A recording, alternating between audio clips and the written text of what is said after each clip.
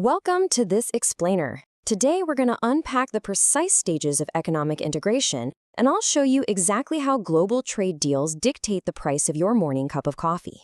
Have you ever wondered why a certain product is cheaper when it comes from halfway across the world compared to just across the border? Well, we're going to visually map out exactly how international trade agreements reshape global markets, and by extension, our own wallets. Let's get right into it. Here's our roadmap for today. We'll start with asking what economic integration actually is. Then we'll walk through the 6 stages of it.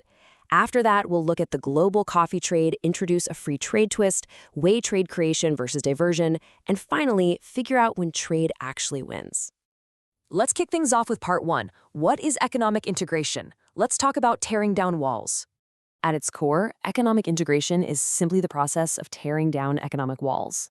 Now, when we talk about these walls, we're mostly talking about tariffs, which are essentially just taxes on imports, and quotas, which are strict limits on how much of something can actually be imported. By removing these barriers, countries allow goods, services, and even the factors of production, like labor and capital, to flow freely across their borders. It's almost as if those borders just didn't exist, economically speaking. Moving right along to part 2, let's explain the 6 stages or levels of this integration. You kind of have to think of these stages as a staircase, where every single step you take removes more and more barriers. It starts down at step 1 with a preferential trading area, where countries just agreed to reduce tariffs on a few specific products. Take a step up to a free trade area, and they eliminate tariffs among themselves completely. Step 3 is a customs union, where they take it a step further and agree on a common external tariff against outside countries. Step 4, a common market, adds the free movement of labor and capital into the mix. Step 5 brings us to an economic and monetary union, complete with a shared currency. And finally, step 6 is complete economic integration, where nations harmonize their economic and fiscal policies entirely, the whole shebang. And this graphic brilliantly illustrates the building block nature of global trade. You can see how foundational agreements like GAFTA and NAFTA sit firmly right there in the free trade area stage. But as we step up those blocks, we see the customs union, the common market, and finally, the economic and monetary union, which showcases massive centralized achievements like the 1992 Eurozone. Every single step up this staircase requires a deeper level of commitment and, honestly, a much greater surrender of independent economic control. Okay, on to part 3. To see how this works in reality, let's look at the global coffee trade featuring Brazil, Yemen, and Egypt. In our story, Brazil is the heavyweight champion. They are incredibly efficient, churning out coffee for a mere $5 a unit. Yemen is our alternative producer, but they're a bit more expensive, coming in at $10.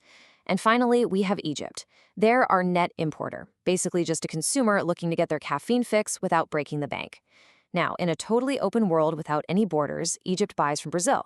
I mean, it's a total no-brainer, right? $5 versus $10.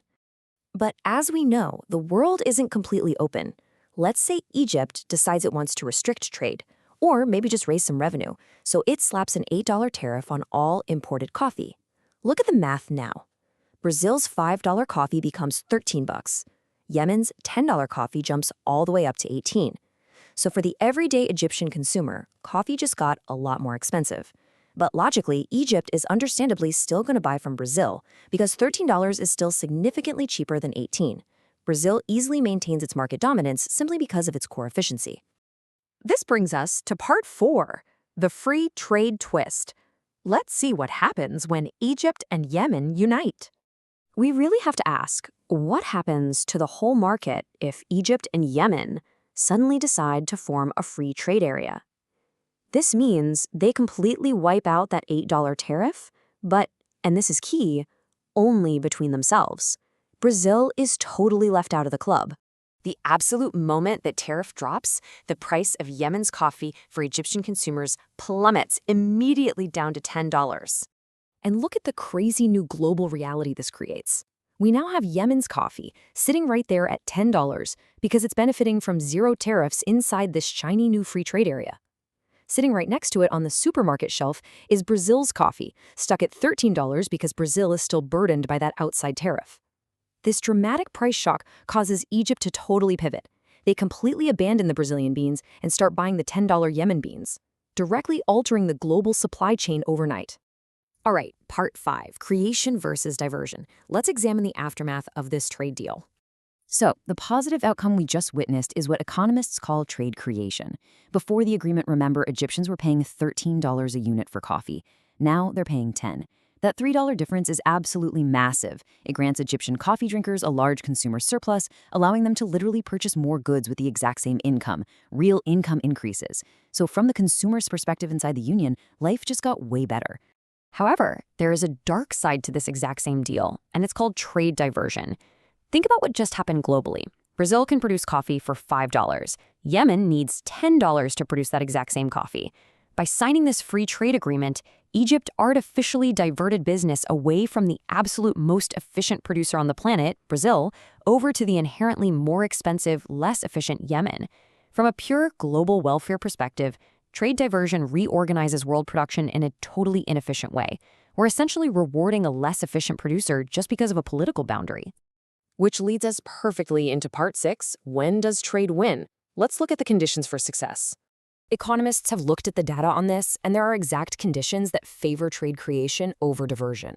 It works best when the countries involved had really high trade barriers to begin with, meaning the relief of removing them is huge. It also works incredibly well when the newly formed union keeps its post-integration barriers to the rest of the world as low as possible. Other really vital factors include having a massive combined economic size, being geographically close to one another, and crucially, having a strong history of heavy trading with each other before the union even formed. So, that leaves us with this final provocative thought. As we watch nations around the world continuously climb those 6 stages of integration, from preferential areas all the way up to common markets, we really have to evaluate the real-world impact. Are these massive agreements ultimately uniting the globe in a wave of efficient trade creation? Or are they just redrawing the battle lines of international commerce and diverting trade away from where it truly belongs? It's a massive question, and it's one that affects literally every product we buy, from the cars we drive right down to that morning cup of coffee.